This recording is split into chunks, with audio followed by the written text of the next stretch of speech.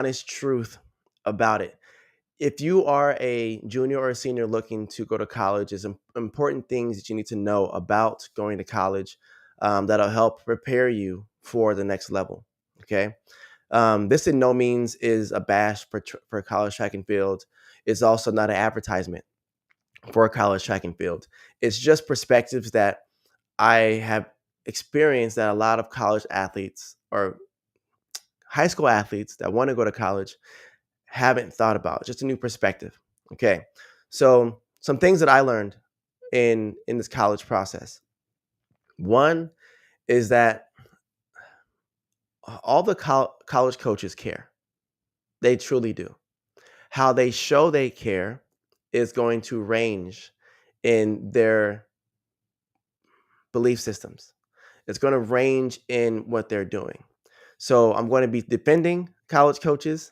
I'm also going to be supporting um, high school athletes. So first, I want to start with the college coaches. Okay, I want to paint this picture for you first. So you have a former athlete that either retires or ends their career in track and field at the highest level or whatever level it is. And let's use she. I'm going to use a she. So she graduates college, has a great time, starts to build a family, is working a job that she loves. And then I'll take that back. Doesn't have a job that she loves. She ends up becoming a college coach. That's the job she loves. And let's see. She is now coaching. Okay. Let's say she's, I don't know, 35 and has a 3-year old kid. Is born and raised in, I'm going to say California because I'm here. And she's coaching. She had 3-year old son, husband, and is coaching. And coaches for, let's just say, I don't know, Southern California State University. Okay. Keep it simple. It's a D1 school. When she was hired and told by the coaches, okay, you got 2 years to show performance to make sure that you're exactly who you say you are. You can develop the athletes because we have to hold up to the standards of Division One. We're going up against the UCLA's, the USC's, all these schools in the area that we have to compete against. And this coach says, "Great, I got it. Like I know what I'm doing. I'm good at what I do." The coach has this year's athletes on the team already, and that coach needs to develop those athletes. Then that coach is going to also be recruiting. That coach has to recruit and get next year's athletes. So let me just explain to you the life that that coach is living. One is there's in Division One, so it has indoor track, also has outdoor track. Indoor track typically starts January. So right when the year starts, indoor track is starting. Because they're a West Coast team, in order to have indoor, we're traveling to New Mexico all the time. Okay. Because that's the closest indoor facility um, for Southern California. So now that coach is traveling back and forth between New Mexico and Washington. And they travel on a Thursday and the track meets on a Saturday and they're competing during those time frames, right? Let's say they're a jump coach because I'm a jump coach. And they're back and forth coaching the athletes. They're also recruiting athletes, communicating with athletes who are asking questions, trying to build relationships with them, and etc. So they wake up on Monday, there's practice, okay? Then that coach goes home, is a wife and a mom, okay? Then on Tuesday, contact some athletes, again, same schedule, practice. Wednesday, they're preparing to leave, right? Thursday, hop on a plane to travel somewhere. Now the mom is away from her child, away from the husband, away from home, coaching, comes back Saturday night after the track meet, is tired, right? Mom, coach, all that stuff on Sunday. That's the only free day that she has. And then starts that whole cycle over again. Okay. There's a lot of responsibilities in that. Okay. So now, as that year finishes, because it goes all the way through July, assuming this is a D1 school, assuming that the athletes are doing really well, and they're looking to bring the next athletes in. When they're recruiting, they're not going to want to recruit a athlete that needs to be developed. They want an athlete who's already primed, that can just improve a little bit to win the conference championships, but also make it to nationals. The ultimate goal is that the athlete gets to nationals, and as a team, they start winning certain things because it's a D1 school. D1 schools are held to a certain standard. So what I'm kind of painting is there's a lot of pressure, right? And also the pressure is that coach needs to perform at a high level, meaning the athletes have to perform at a high level, because there are a lot of great coaches at the high level out there. And once that coach does a great job, then they're going to extend and get more results. If that coach does a great job and the head coach doesn't, and the team doesn't really win, but the development is there, but the team isn't really doing well overall, the head coach could lose his or her job. Now that's putting the jump coach, who could be the greatest, in jeopardy. Again, this is all just pressure, right? And so now, let's say it comes to a point to where somehow, whether it's the head coach not performing as well or the assistant coach not performing as well, they have to perform this year and show that they can actually coach Division 1 talent. If they can't, well, what's next? Well, being in Southern California, there's only so many schools available for D1. Well, if they want to stay in Southern California, they need to perform well. If they don't, their next job isn't in Southern California. Their next job is in Wisconsin, right? I'm just making up a state.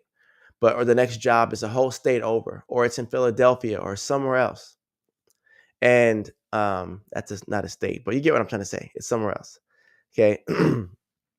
um, that now requires that coach to perform or have to move her whole family somewhere else.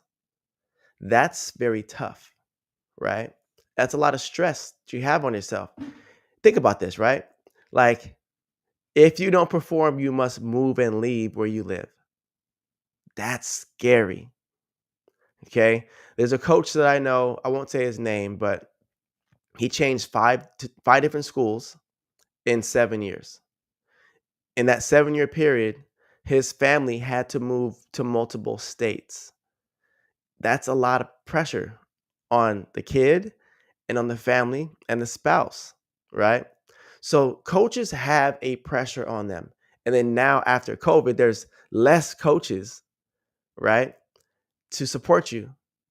So now the multis coach is the multis, the hurdles, the sprints, whatever, or the multis, triple, long, high jump, javelin. Like, they're doing everything. And there's so much need for help that they now have grad assistants that are still training that are now helping coach. This is what's going on on the coach's side. Okay. So just know that there's a lot of pressure there. Now, to the athletes, on the athlete side, athletes typically are so excited about, oh my gosh, I got a letter from Southern California University.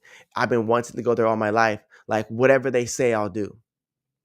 If you are a person that thinks that way, they're going to walk all over you as a system. And what I mean by that is, they need to get as many athletes as possible performing at a very high level. If I'm recruiting and I only recruit 2 athletes, I need to make sure those 2 athletes are going to be the best they can and pan out. If I had 10 athletes, I'd rather have 10 athletes than 2, because if one gets hurt that does long, triple, high, and the relay, we lost 4 events. So I'd rather have multiple athletes. So now when I'm recruiting, I want to get as many athletes as I can for the least amount of money. So using this strategy, and I have an athlete that says, whatever you say, I'll do, I'm going to say, we need you to come to our school. We're excited to have you. Join us for free. Come join us, and you pay to come here, and then we'll get you going. Well, the problem with that is, maybe you need some type of money, some type of support, right? Now you're saying, well, please, I need at least, you know, books or something. I'm going to hang on this side of, well, since you truly, truly will do anything for our school, I'm not going to give you any money, right? And that's the system, right? It's not the coach saying this. The coach might literally not have any money to offer, right? Because they only have enough money for one athlete. Because the head coach said, we got to spread this money thin. You're only going to get $5,000. That's it. That's all we got, right? So you don't want to be in a place as an athlete where you're like, I just truly want to go to your school. So I need to be there. You should be focusing on, I want to go to a school that wants me, regardless. I want to go to a school that is going to help me become the best version of me. I want to go to a school where maybe the pressure isn't as hard for the coaches, because that's going to be a natural stress energy coming into practice. Okay. I've had athletes go all over the place, all over the US. And I've heard all of the stories of their experiences, whether it's good or bad. And I will say the ones who have gone Division 1 have all expressed their their frustration. Their frustration on, they realize that Division 1 isn't track anymore. Division 1 is a job. If you're getting any type of financial assistance, you are an employee, and your employee number is your school ID number, and that's who you are, and your job is to perform. Depending on the school will say, we don't care about track. You must receive this certain GPA to stay in school, right? Or we don't care about your track schedule. You must be in this lab or this class at this time. Or you might be at a school that says, we're going to change your major so that you can have the easiest load to do your job, which is run fast, jump far, right? You must make sure that when you're in this recruiting process, you understand that.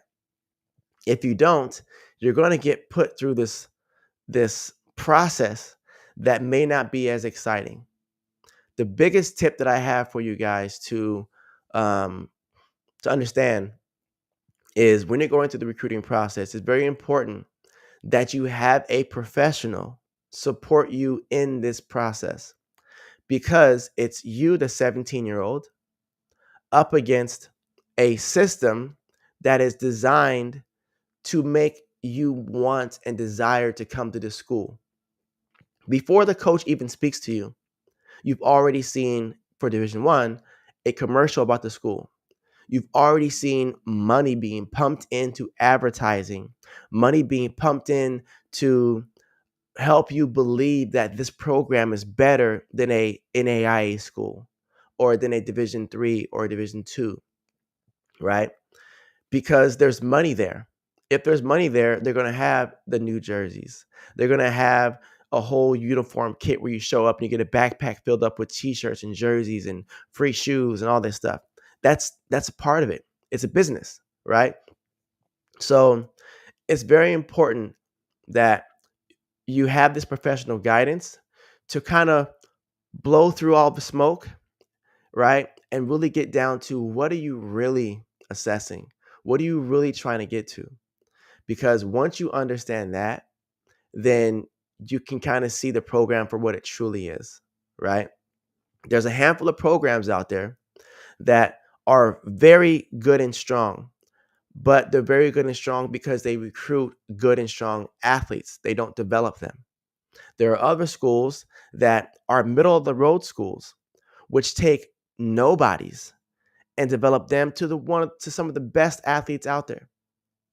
It's your job to do your research and see which schools are actually developing athletes, but also for you to do the research into, what do you actually want? Are you looking to go pro? Are you looking just to get a good experience?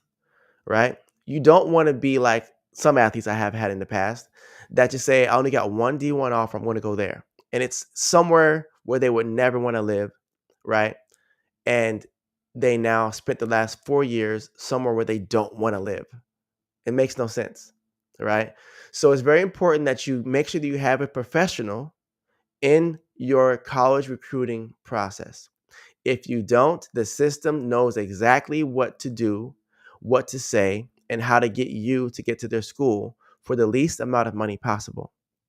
If you're doing it on your own, it's very tough, very challenging, and also very time consuming. You don't want to waste a bunch of time when you're trying to enjoy your senior year. You're trying to go to prom, you're trying to run track, trying to do the best you can. You're trying to just have fun, but now you have this stress over your head of I need to figure out where I'm going to go to school. And also, I haven't hit the marks yet. I got to get better. I got to get better and hit these marks. It's a whole lot of stress. So, how do we alleviate the stress? Knowing what you're going into, having someone to support you in this process of, oh, yeah, coach said this is what it really means. You have this much time to apply for college, right? You have this many meets. We're going to focus on this schedule. Like having your season planned out and mapped out calms energy, right? When you know the coach on your team is like, we know you're going to run this many races. We already have set up these calls with these schools. You're going to visit these schools these days. Like having that set up for you is going to really support you. So I have a program called the College Recruit 101, which goes through this whole process. You can check that out on my website. Just I'll put the link in the description. But that's an option. And if you don't even go with me, it's okay. Just make sure you don't go into this blind because it's going to literally cause a lot of stress, waste a lot of your time, and make it just that much harder than what it really should be. When it should be just, I hit the marks, I'm ready to go. This is exactly what I want to do. And you call the school, you have a conversation, you negotiate a scholarship if possible, then you're good to go. So the honest truth about the college recruiting process and this, colleges is everyone cares. Everyone does. It's just that the system that's in place is designed to get the best machines. Yeah, machines. I'm calling you a machine. You're a machine because you are the foundation of what runs this actual system, right? If a program wants to become better, they need athletes that are willing and able. And if you're a higher performer, then they need you. So the schools actually need you to perform better. Keep that in your mind. You're offering the school a service. If you're one of the state's best in California, well, then you're literally the best service offered this year in California. Andrew Robinson is an athlete I have this year. This is 2024. And he finished sixth last year in state. He's now the number 2 returner in the state, and the top athlete already committed to college, to Cal Berkeley, which means that he's the next best athlete in California. So he has leverage. It's, hey, I'm the next best athlete. Who wants me? And that helps him with his recruiting process. Because if not, you're going to take the next best athlete, which is below him in the marks, right? So now it's just continuing to develop him, but he's already in a spot where he's literally the best unsigned recruit coming out of California. Keep that. Okay, so you have any questions, let me know. Hopefully this supported you. Hopefully it woke you up and you get the guidance that you need to help you get exactly where you want to get to and have fun. All right, till next time.